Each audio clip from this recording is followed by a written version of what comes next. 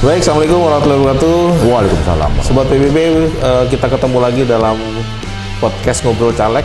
Hari ini sangat berbahagia sekali kita kehadiran caleg yang luar biasa ya. Bersama kita, ini saya sebutnya apa ya? Ini caleg pedagang ini.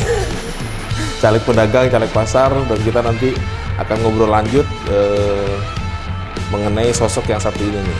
Kita kenalan aja langsung. Ini dia caleg DPRD Kota Bekasi ya, untuk Dapil 6 ya. Dapil 1. Oh, Dapil 1. Untuk Dapil 1 Kota Bekasi, Dapil 1 Bekasi Selatan dan Bekasi Timur. Langsung saja dengan nomor 1 ya. Kita manggilnya nih karena beliau ini sudah haji ya. Jadi kita panggilnya Ji aja.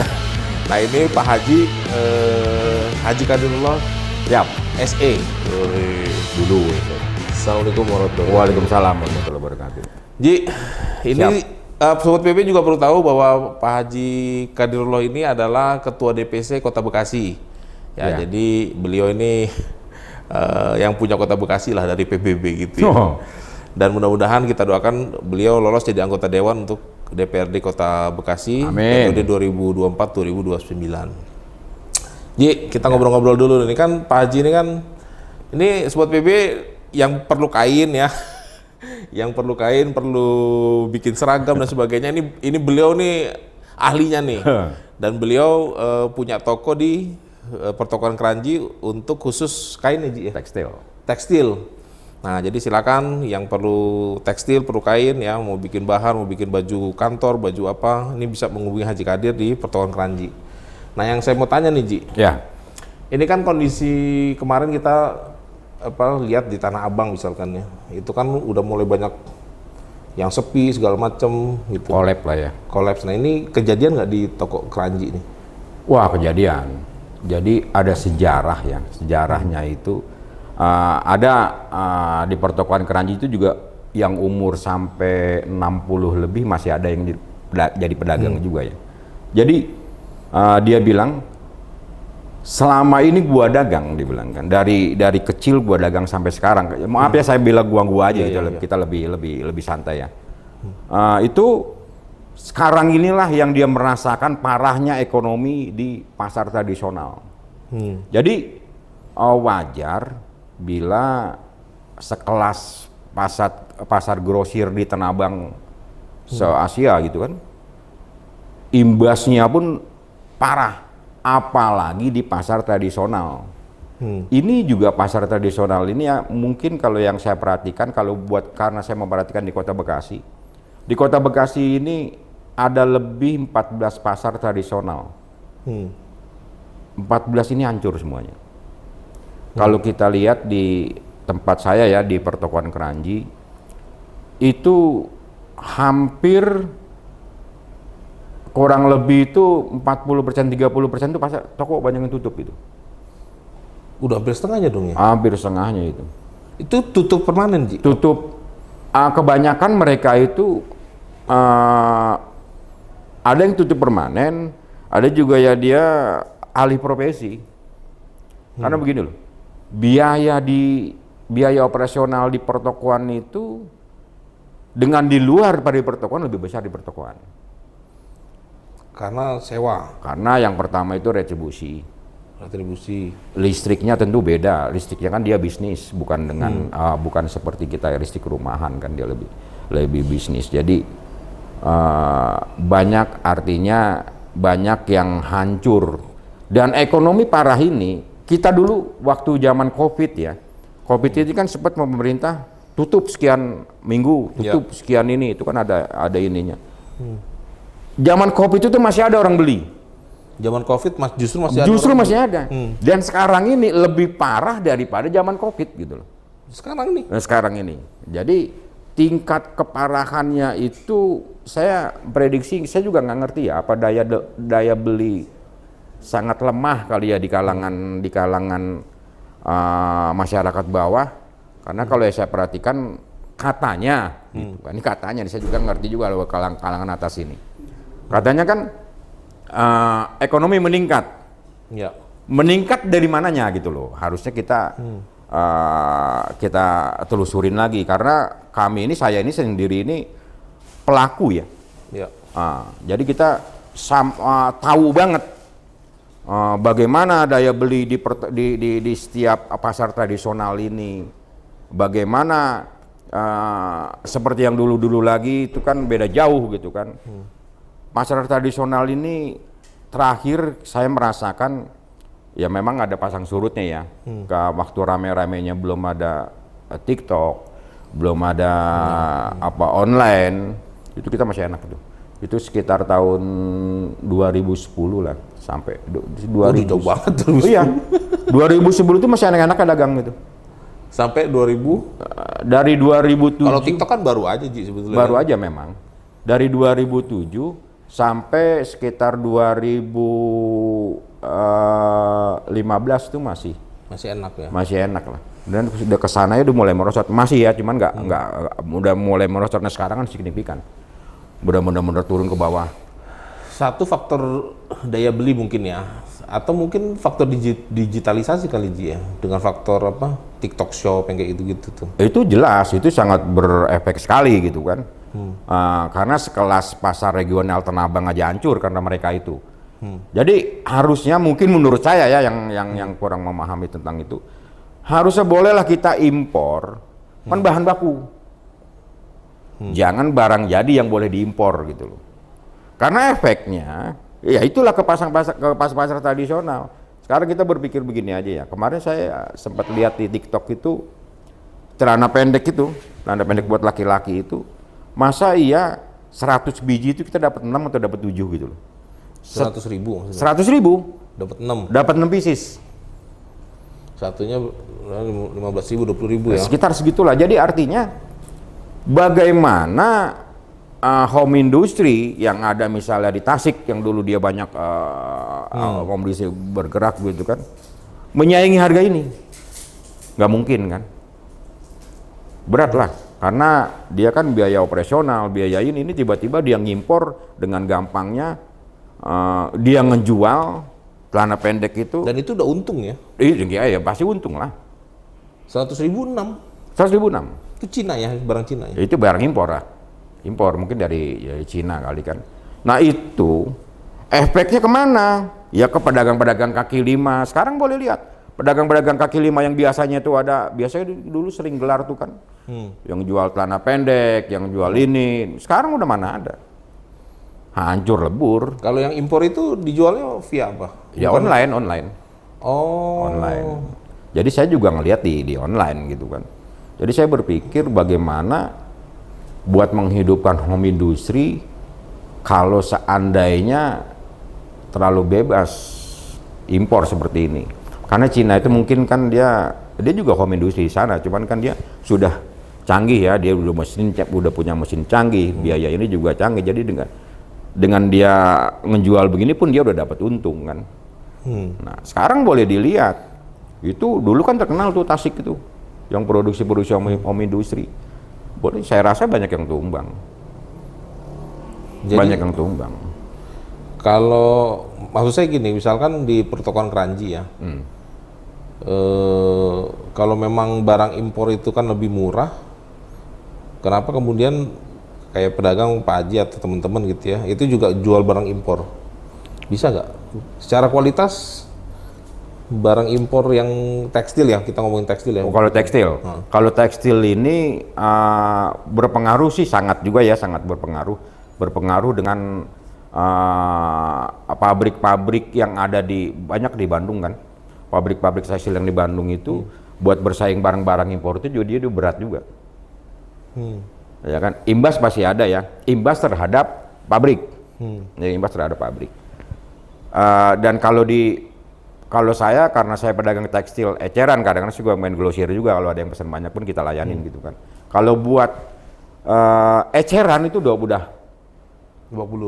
babak belur kalau buat eceran itu. Karena kenapa? Satu sisi kan dia ngelihat barang-barang jadi itu yang ada di TikTok di online dengan murahnya kan gampang gitu kan. Kalau dulu kan enggak. Kalau dulu itu ya banyak konsumen kami, misalnya dia beli celana ke toko kami gitu kan, nah, terus jahit ke tailor kan. Tailor-tailor yang ada di sekitar rumah dia mereka gitu kan. Nah itu karena dia biasa ngejahit dengan enak gitu kan, kalau daripada beli jadi, itu sering itu belanja sama kita.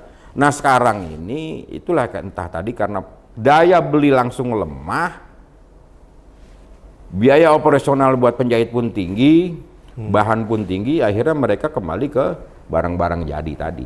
Jadi dia sekarang ini lebih dominan, dia beli jadi. Oh, jadi lebih jauh lebih murah justru ya? Jauh lebih murah, jauh lebih murah. Makanya sekarang ini boleh Bang Randy perhatikan ya, tailor-tailor yang ada di sekitar Bang Randy lah, itu banyak yang tumbang Bang. Banyak yang tumbang itu. Karena memang saya kan kalau dia rame, saya rame gitu loh. Iya, iya. Ya kan? Karena efek juga dari kita kan banyak juga pembeli dan dia akan ngejahitin ke tempat langganannya. Itu banyak yang tumbang, boleh dilihat. Hancur. Kemarin saya jahit celana itu kan. Jahit celana itu 150 ya. Beli kainnya kebetulan dikasih. Kalau kain celana berapa Ji satu itu? Variasi. Yang bagus. Yang bagus itu semeternya sekarang di angka 100.000 per meter lah. Kalau buat saya berapa meter? 100 semeter setengah. Abang agak gede nih. 200, berarti 200.000 ya? Nah, sekitar 200.000. Tambah biaya jahit 350. Kalau saya beli jadi di mall mungkin 150 ya dua ya. Lebih murah beli jadi ya. Lebih murah beli jadi kan. Enggak, maksud saya gini. Kan kita tahu barang impor itu murah ya. Meskipun pertanyaannya adalah kemudian kalau di pertokoan Kranji nih, pedagang-pedagang tradisional itu dia ngambil barangnya impor apa dalam negeri? Tekstil apa yang barang yang jadi? Tekstil yang kalau saya itu kan banyak juga sales itu dia barang-barang impor. Impor. Karena kenapa? Kalau dia ngambil ke pabrik yang ada di misalnya di Bandung ya itu lebih tinggi Bang. Lebih tinggi. Justru impor lebih murah. Lebih murah. Kenapa ya? Nah itu. Jadi kalau saya sih mengusulkan nih pada pemerintah nih kalau bisa tuh boleh impor cuman bahan baku. Ya kan? Bahan baku. Agar kenapa? Jadi pabrik-pabrik yang ada di Indonesia ini bisa bersaing dengan mereka. Cuman kalau sekarang masih seperti ini aja, hancur. Jadi ya saya dengar kan kayak di Bandung yang besar tuh kayak C59 tuh udah bubar kan udah. Banyak yang bubar, gimana nggak bubar? Ibaratnya barang impor itu 1 yard itu kita bisa beli 10.000. Contoh ya. Satu yard tuh apa? 1 yard itu kan kalau di tekstil itu kalau kita ambil rolan itu yard. Satu roll. Yard itu kan 90 cm belum sampai 1 meter. Itu 1 yard itu dia bisa kalau yang barang impor yang sales masuk ke toko saya itu salah satu itu misalnya ya 10.000. Nah kalau kita ngambil di pabrik itu 12.000. Lebih mahal. Nah kita memilih yang mana? Ya otomatis yang impor kan. Yang lebih murah kan. Dan anehnya juga. Tapi kualitas sama. Kualitas tentu saya rasa berbeda ya. Cuman kan orang ini sekarang ini kualitas ini ya nomor 2-nya yang penting bagus kan nggak masalah. Dan kalau seandainya kita padu begini itu nggak ketahuan Bang. Nggak ketahuan. Tapi kalau yang ahli tekstil tahu lah itu beda kan.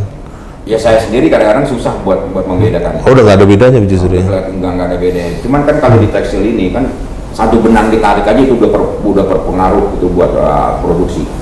Jadi kan rajutan itu. Iya. Jadi misalnya ini 10 benang, nah, ditarik 1 benang, nah itu udah nggak kelihatan. Kelihatan cuman memang dalam kualitas itu pasti beda. Pasti berbeda. Cuman sekarang ini kan karena banyak barang impor masuk, nah, kita yang barang-barang yang di pabrik itu gimana kita mau ini kan? Kalau saya pribadi ya mendingan saya kita cari yang murah kok. Konsumen juga nggak mengerti, saya aja nggak mengerti gitu. Beda-beda tipis kok. Dengan beda 20% ini 10.000, ini 12.000, beda 20%. Artinya secara kualitas impor dengan yang dalam negeri nggak ada bedanya ya? Nggak ada bedanya. Tipis, tapi mereka jauh lebih murah. Lebih murah. Oh, nah kalau itu kan kita ngomongin produsen ya Ji ya. Maksudnya kalau berhubungan dengan pedagang nih Pak Haji, Berarti sekarang semua beralih ke impor untuk kainnya. Ya hampir rata-rata kalau saya lihat. Oh berarti banyak pabrik tutup dong? Banyak pabrik tutup. Jangan salah. Minimal dia mau ngurangin pegawai. Karena serangan impor itu. Karena serangan impor itu. Jadi coba di podcast ini mungkin insya Allah podcast ini bisa menyebar sampai ke pemerintah. Kalau bisa itu bolehlah kita impor semua bahan baku. Tujuannya kenapa? Agar pabrik-pabrik ini bisa berproduksi kembali. Kalau nggak begitu berat.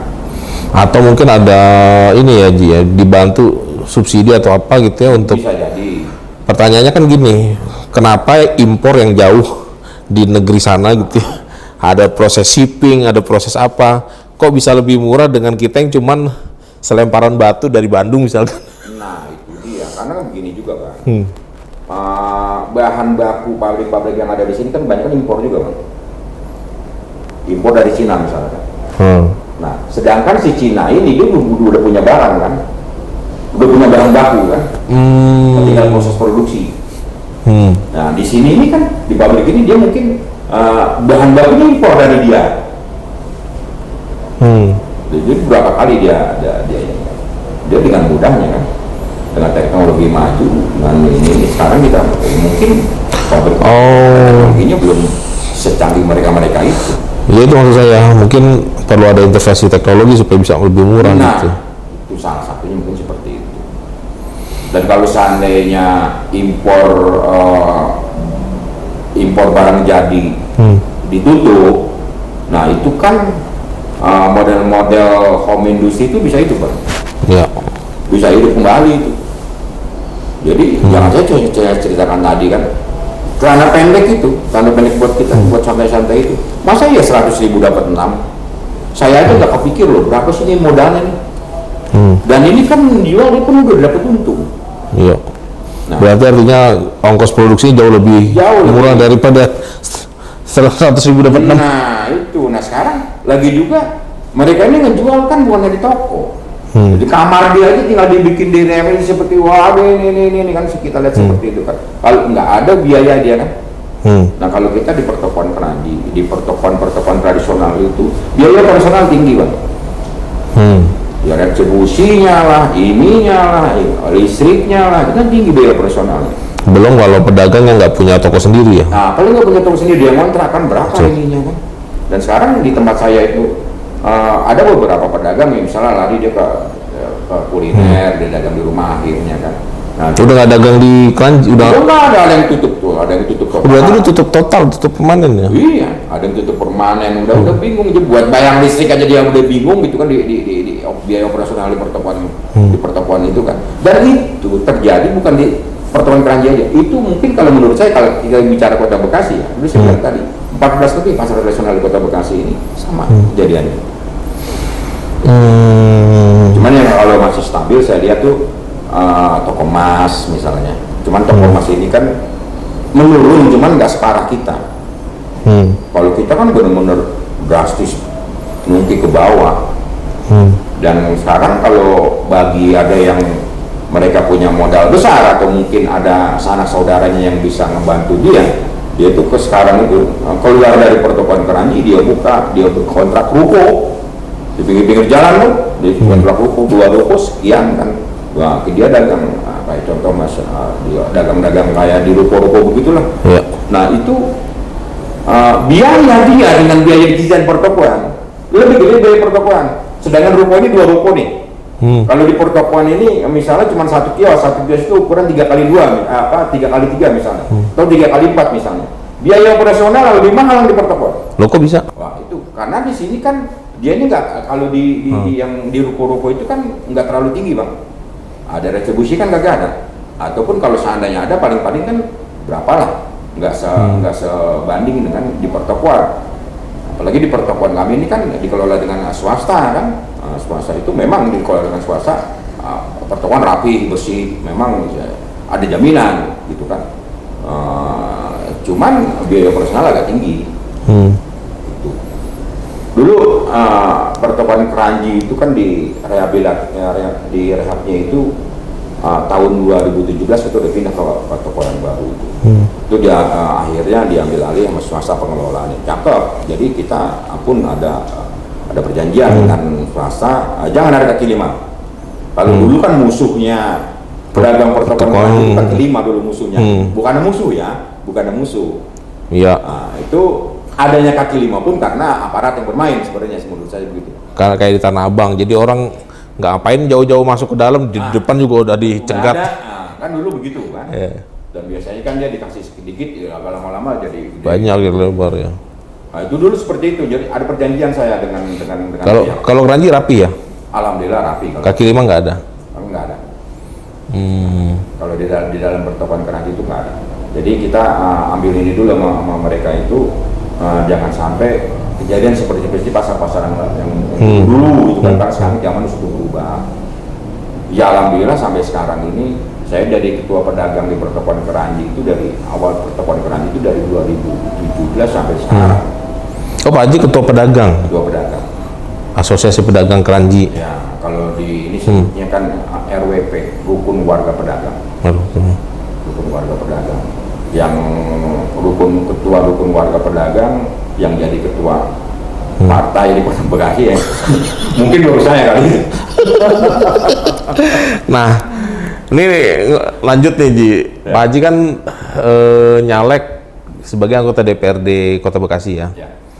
Kira-kira aspirasi pedagang kalau Pak Haji nanti masuk di parlemen nih, bismillah ya. Mudah-mudahan saya berdoa Pak Haji bisa masuk.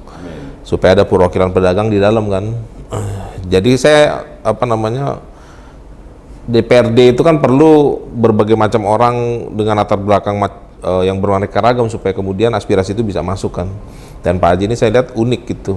Jadi memahami betul kondisi pedagang, kondisi pasar gitu ya. Sehingga aspirasi pedagang dan aspirasi pasar itu bisa terwakili di parlemen kan gitu. Kira-kira nanti apa yang Pak Haji bisa perjuangkan untuk teman-teman pedagang di khususnya pasar tradisional ya? Jadi gini, yang ada di benak saya itu ke depan itu sebenarnya juga salah satu tujuan saya masuk ke politik itu untuk menampung aspirasi dan melindungi sebenarnya. Tujuan dari awal ya dulu. Jadi kalau yang saya lihat Bang Randy ya, dulu itu pedagang-pedagang tradisional itu banyak tertekan gitu loh. Arti tertekan ini kan dulu itu banyak preman yang masuk ke dalam pasar, terus belum ada ada misalnya ada pembangunan pasar yang baru, ya kan? Nah itu biasanya terkenalnya di pembangunan pasar yang baru. Pembangunan pasar yang baru itu sudah banyak terjadi ya. Kadang-kadang kasihan pedagangnya ya. Kasihan pedagang itu yang ditargetkan misalnya dia di penampungan itu kan kayak bedeng. Penampungan kayak bedeng itu. Misalnya pembangunan pasar. Ya. Ya kan? Nah, bangunan pasar ini tentu mereka dipindah ke penampungan sementara kan? Untuk penampungan sementara ini. Pasar ini kan bedeng ini. Cuman beralasan seng, kadang-kadang beralasan cuman asbes gitu kan, ukuran cuma 2x2 ya. Awalnya punya toko 3x4 nanti jadi 2x2 ya kan. Dan di situ bisa yang dijanjikan oleh misalnya pengembang setahun setengah dikelar. Molor bahkan sampai 3 tahun. Wah, kasihan kan. Nah, salah satu tujuan saya itu dulu itu melindungi itu, kalau bisa janganlah. Karena biar bagaimana juga perkembangan ekonomi itu dilihat dari pasar kan seperti itu. Ya kan? Perkembangan ekonomi, tingkat ekonomi itu ada di pasar.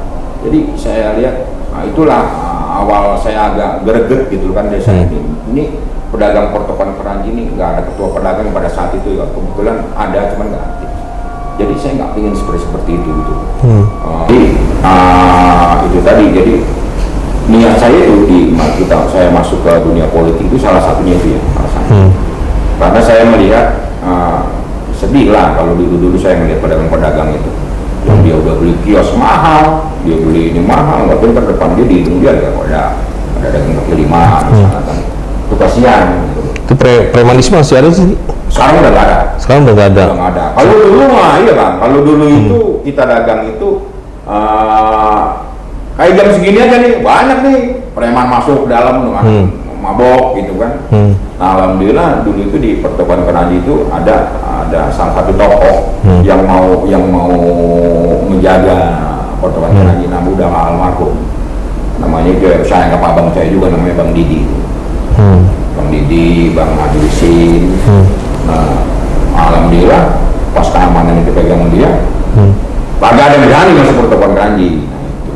Dan sampai sekarang kita juga pedagang dengan lingkungan, akrab, saling koordinasi gitu kan. Walaupun Bang Didi udah nggak ada, kan masih ada adik-adiknya Bang Didi, ada anaknya, ya kita saling komunikasi, kita saling jaga Pertokoan. Dan kelebihan daripada Pertokoan Keranji, waktu kejadian 98, itu kan banyak pasar yang dibakar, Pertokoan Keranji doang yang aman. Nah, itu. Nah, itu karena ada koordinasi antara pedagang dengan petugas, dengan wilayah, dengan lingkungan. Jadi saya ngalamin sampai saya begadang itu 1 minggu saya non-stop itu buat ngamanin pasar. Jadi kita sama-sama dengan petugas keamanan di Pertokoan Keranji, yaitu saya sedang tadi dengan almarhum Bang Didi, itu dengan pedagang saling jaga itu alhamdulillah. Nah, semenjak depan itu baru saya ke depan bagaimana ya supaya pedagang ini bisa erat dengan lingkungan, dengan ini semuanya. Alhamdulillah sudah terwujud semuanya. Cuman kalau bicara ekonomi tadi, memang daya beli hancur sehancur-hancurnya. Target saya buat ke depan, apalagi sekarang ini setelah habis pilpres dan pileg ini kan ada pilkada. Nah, kebetulan kan pileg Kota Bagai sekarang juga pakai PJ sekarang ini. Kemarin udah ada.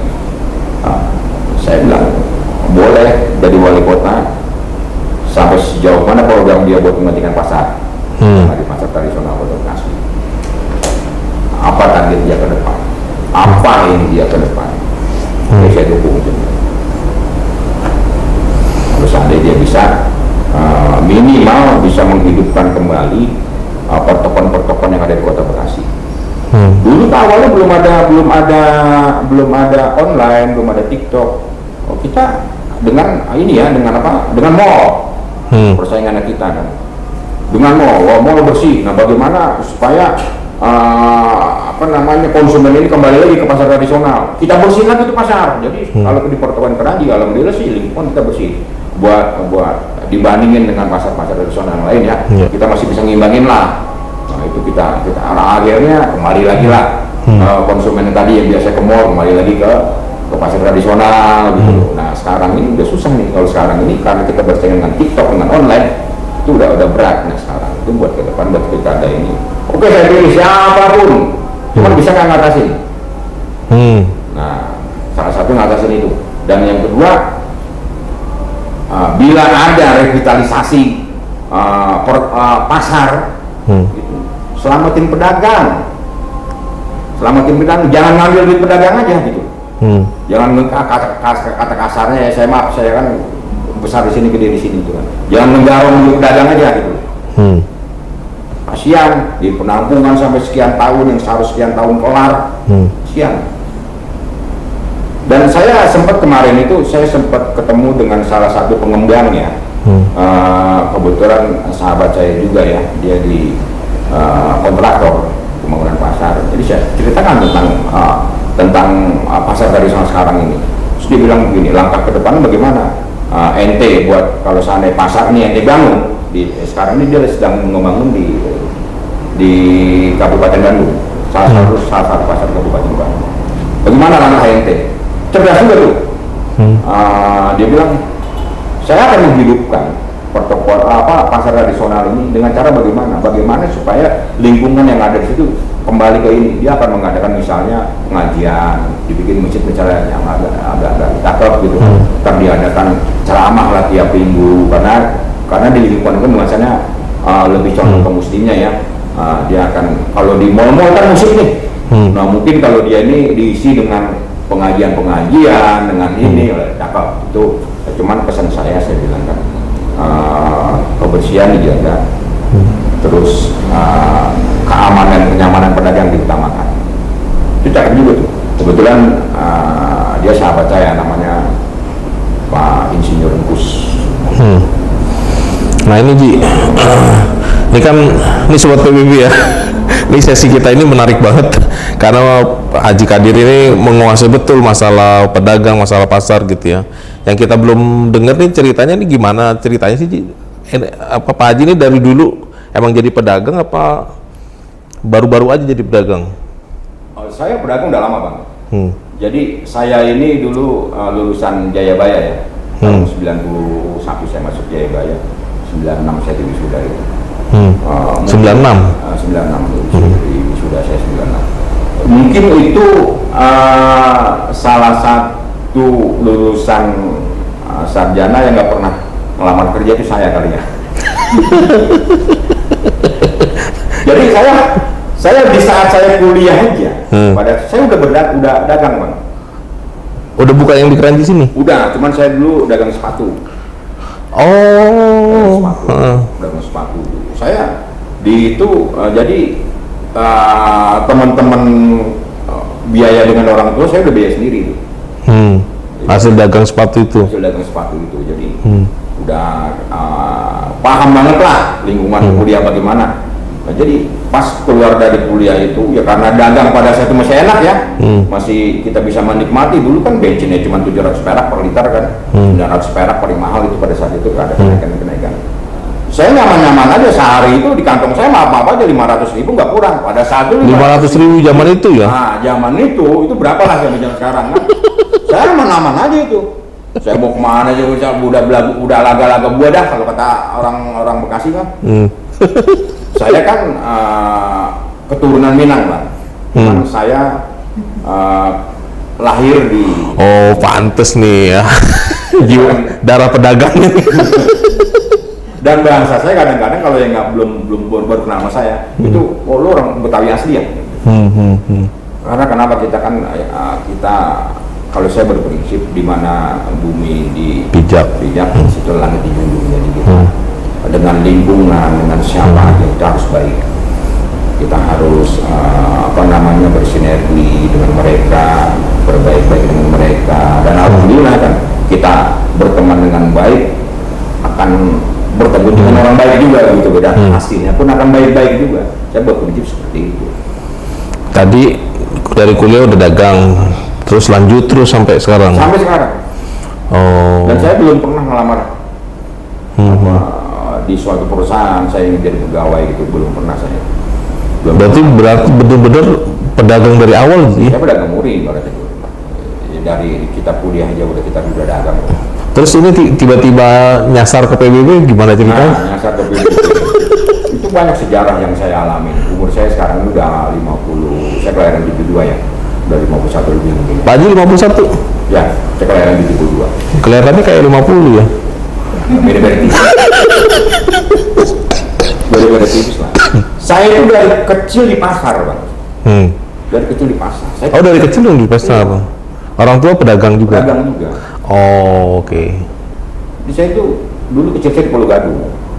Pulau Gadung itu memang sampai sekarang terkenal lah bagaimana Pulau Gadung gitu kan. Wah ya kehidupan yang keras lah di sana. Sampai sekarang itu saya rasa.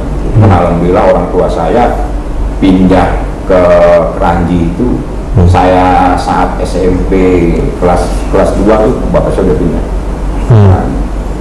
Dan alhamdulillah kalau seandainya nggak pindah, walau saya bisa jadi begini gitu.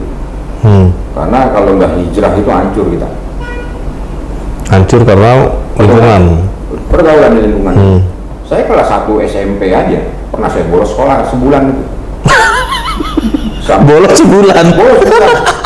Akhirnya orang tua surat, kalau dulu kan pakai surat ya. Telepon mana ada dulu. Sampai ke orang tua saya, udah. Itu kadang-kadang kenapa ya kita berantem terus gitu kan.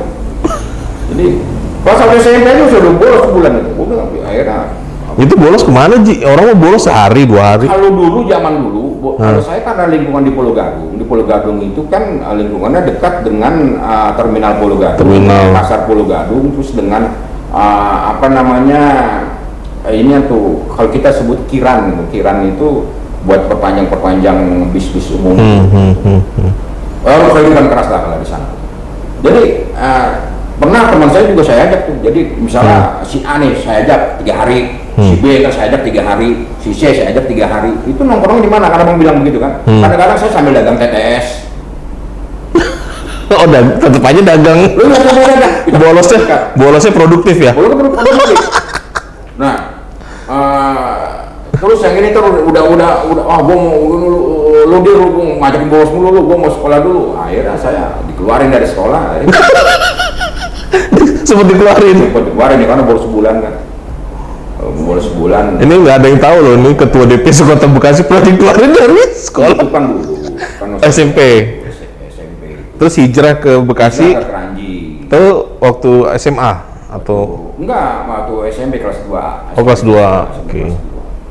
Ya baik. Kalau saya dulu di Pulau Gadung itu, kalau saya misalnya saya main Pulau Gadung itu mereka aneh melihat saya. Lu ini dia bilang kan.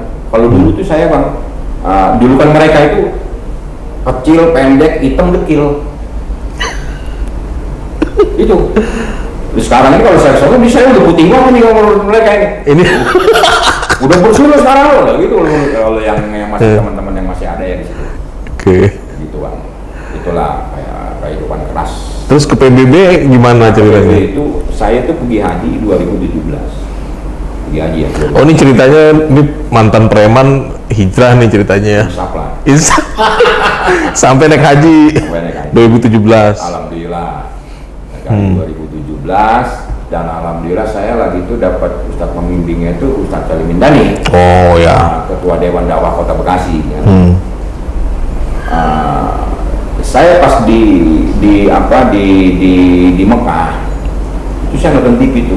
Kalau biasa kita kan habis subuh itu kelar kita makan itu kan istirahat dulu lah. Kita pulang. Kalau saya nonton TV saya lihat itu Habib Rizik itu lagi di Mekah tuh lagi yang dikucilkan. Cekalnya. Saya ini kok lama digini-gini ya gue bilang kan. Jadi tiba-tiba tuh ada hasrat hati yang keislaman kita timbul gitu. Iya, iya. Saya temuin itu 2017 ya, Ji? 2017. Oh, sama ya? Kenapa? Saya juga hijrah 2017 juga. Sama juga. Alhamdulillah. Nah, saya temuin Ustadz Al-Mindan. Dia lagi tuh pesatnya lagi di lobi ke satu. Apa lu pengen gua? Dia bilang, "Kalau Ustadz kan ini orang Di Mekah nih. Di Mekah. Ustadz ini orang Betawi asli nih. Kalau ngomong kan Ustadz Salimin. Lu gua kalau Maya yang kenal ya, cuman kalau Maya ini kan enggak. Ngapa lu dia? Saya bilang saya mau jadi dewan tak bilang. Kalau saya jadi dewan, kalau yang gitu-gituin tentang umat, bukan saya tenang-tenang yang mesti dewan sebenarnya. Jadi dia dulu pada saat itu kan. Ini kata Ustadz, niat baik lah ya. Kan belain. Cuman kan dengan ancaman buat radikal. Ya, radikal gitu. Cuman itu kan karena emosi pada saat itu. Terus kata Ustadz, oh, udah jangan dibahas sekarang, kita pulang haji. Oke siap, dia bilang kan. Setelah pulang haji, kebetulan itu pilkada di Kota Bekasi itu. Itu kan pilkada itu 2019 atau 2018. Ada, ya kan. Pilkada kebetulan saya itu dekat juga dengan Bang Adi Firdaus. Ya kan, Bang Adi Firdaus ini kan dulu kan ketua Perbakin Kota Bekasi. Iya. Nah, itu kan Pak Diki sebelumnya itu kan Adi Firdaus. Tiba-tiba dia telepon, dia tahu saya belum udah nyampe tanah air kan. Ji, gue mau ke rumah lu. Kenapa Bang? Saya bilang kan, enggak, lu masih ada malaikat, gue mau ke rumah lu. Dia bilang begitu kan. Kita baru nyampe rumah pisah gitu. Gak tau dia telepon gitu kan. Bang, saya aja ke rumah Bang, saya bilang begitu kan. Gak enak lah, Bang, mau masa kelas abang mau ke rumah saya gitu kan. Enggak, mau ke rumah lu. Dia bilang begitu. Cuman ya dilalahnya pada saat itu dia ada tamu datang gitu kan. Jadi dia nggak jadi di rumah saya, besok saya ke rumah dia gitu kan. Gimana Ji? Selamat lu Ji, ini bilang kan. Lu tolong bantu gua, kenapa Bang? Gua ikut pilkada. Nah disitulah. Oke siap, saya bilang kan. Pada saat itu Bang Adi itu kan NF ya, Nur almarhum Nur Sugianto. Calon wakil wali kota ya? Calon wakil wali kota. Kalau Bang Adi ini dengan almarhum Pak Nur Supriyanto, ya kan. Nah perkembangan waktu, perjalanan waktu, kan mereka yakin menang nih. Dan calon-calon ini dulu kan cuma ada 2 calon. Iya. Dulu tuh Pak Rahmat Effendi sama si Patri. Kan? Patri. Dia mah yakin tembus kan, jadi Bang Adi ini dibilang, Ji, lu nyalon Ji, lewat mana Bang? Lewat mana aja. minta bantu gua. Oh siap bang. Saya kepikir dan kebetulan saya kan masih suka ada pengajian tuh di Al Muslimun itu setiap Selasa malam Rabu. Lalu saya bilang bang Ustaz, Bisa salimin. ini saya mau nyala ini, bagaimana nih? Saya bilang kan, yaudah kalau gua kenalin sama si ini, ketua DPC PBB Kota Bekasi itu, namanya Pak Joko, Pak Joko Utomo. Nah, setelah itu saya dikenalkan dengan Joko. Oh berarti Pak Haji juga baru ya di PBB, baru 2019 kemarin ya? Pas pencalekan aja. Bareng berarti kita Haji ya? Ya bareng lah sama abang. Terus saya bilang, lewat mana nih? Saya bilang kan udah lewat PBB, udah Sarmedan, ini. Padahal pada saat itu ya banyak beberapa partai besar juga mau narik saya gitu. Oh iya lah, ketua pedagang ya kan? Wah, mungkin salah satunya itu kali kan, agar ini aja pada saat itu. Terus saya lapor lagi ke Ustadz kan, sebelum DCT. Saya temuin dia jam 11 malam itu. Ustadz bagaimana? Lu di PBB Ustadz? Ya udah saya ngikutin dia. Samina Watona karena dia ulama saya gitu kan. Yang harus saya ikutin, saya junjung tinggi gitu kan. Saya jalan siap, saya bilang kan sampai sekarang. Nah akhirnya perpanjangan waktu saya akhirnya ada evaluasi, saya diangkat jadi ketua Partai Bulan Bintang Kota Bekasi sama DPP gitu. Ya karena mungkin tipe-tipe yang preman-preman tanggung model saya ini ya, itu ada tanggung jawabnya. preman tanggung, preman intelek. Jadi ada tanggung jawab di situ. Jadi kalau saya berprinsip begini, setiap saya dikasih beban, dikasih tugas, saya jalankan semampu saya. Pada saat saya jadi sekretaris Partai Bulan Bintang Kota Bekasi itu, saya melihat di Kota Bekasi ini partai-partai sudah nggak ada yang vaksin pada zaman COVID kemarin. Vaksin kok PBB belum, dalam hati saya seperti itu. Karena saya banyak berteman, berkawan, bersahabat dengan partai lain juga, kita sering ngobrol. Itu COVID ya? Waktu COVID. Nah, terus kita ada itu di rumah saya itu, mungkin itu pada saat itu vaksin pertama Partai Bulan Bintang itu di rumah saya kali. Iya. Pada saat itu Abang Reni juga datang dan Dokter Norman ya pada situ. Pak Kedum juga hadir di sini. Dokter Syap, ketua Bulan Sabit Merah itu. Nah, disitulah karena saya punya keyakinan, saya nggak ada gerakan gitu kan. Nggak boleh di situ. Kemudian evaluasi ya kan saya diangkat sampai sekarang jadi ketua DPC Kota Bekasi. Itulah saya bilang kan salah satu pedagang yang bisa jadi ketua partai mungkin di Kota Bekasi memang saya kali. Kota Bekasi mungkin selama ini. Cuman kalau yang saya dengar memang ketua-ketua pedagang Kota Bekasi itu kan ada RWP-nya ya, mereka juga pada tahu. Oh si Kadir itu ketua pedagang. Nah, ini Sobat PBB, ini apa namanya, salah satu ciri khas dari Haji Kadir ini, beliau ini belum jadi anggota Dewan aja sudah banyak bantu masyarakat begitu ya. Karena beliau satu sebagai ketua pedagang, kalau kita lihat di Keranji ya beliau ngurusin itu semua permasalahan pedagang, ada yang konflik segala macam itu beliau nih yang ngurusin. Dan bukan hanya itu, Sobat PBB, bahwa Haji Kadir ini juga sebagai ketua DPC Kota Bekasi juga banyak mengadvokasi, banyak bantu warga Kota Bekasi ya. Nah kemarin Haji Kadir bantu salah satu yayasan mau digusur ya dia. Yayasan pendidikan mau digusur, mau ditutup. Padahal di situ ada penghafal Qur'annya, ada tahfiz Qur'annya segala macam. Nah beliau nih maju paling depan belain sampai itu selesai tuntas. Terakhir kita lagi belain ini Ji ya, warga yang calon korban gusur ya. Korban gusur di Jati Asih ya. Nah ini jadi warga Kota Bekasi, ini caleg bukan sembarang caleg nih. Belum jadi caleg aja, belum jadi anggota dewan aja beliau sudah konkret banget nih bantu masyarakat yang di bawah, yang membutuhkan gitu ya, haknya kemudian akan terancam. Ini beliau salah satu jagoannya Kota Bekasi yang banyak turun ke bawah. Kalau kita selalu bilang gini, belum jadi anggota dewan aja udah seberani ini nih beliau ini. Haji Kadir ini, apalagi kalau sampai jadi anggota dewan. Tentu dengan posisi beliau sebagai nanti anggota dewan di DPRD dan sebagainya, itu tentu memiliki power, memiliki kewenangan yang jauh lebih besar, yang mudah-mudahan saya yakin karena proses hijrahnya tadi kita lihat ya, keinginan bela umat, keinginan bela rakyat itu begitu besar, maka Haji Qadir ini patut kita perjuangkan nih. Ini warga Kota Bekasi, Bekasi Selatan dan Bekasi Timur ya Ji ya. Dapil Bekasi 1, Kota Bekasi, DPRD wajib dukung Haji Qadir semampu kita. Perlu kurang lebih berapa suara? 10.000 suara sih. Satu dapil sekitar amanah sekitar 15.000 ya. Nah 15.000 nih pedagang, keluarganya sekolah Islam yang kemarin dibantu sama Haji Qadir ini wajib semuanya berbondong-bondong untuk bantu. Kita punya anggota dewan yang peduli gitu ya. Baik, Sobat BBB dimanapun Anda berada, kita akan ketemu lagi dalam sesi podcast Ngobrol Caleg ya, bersama Partai Bulan Bintang, tentunya dengan caleg-caleg berkualitas seperti Haji Qadir ini.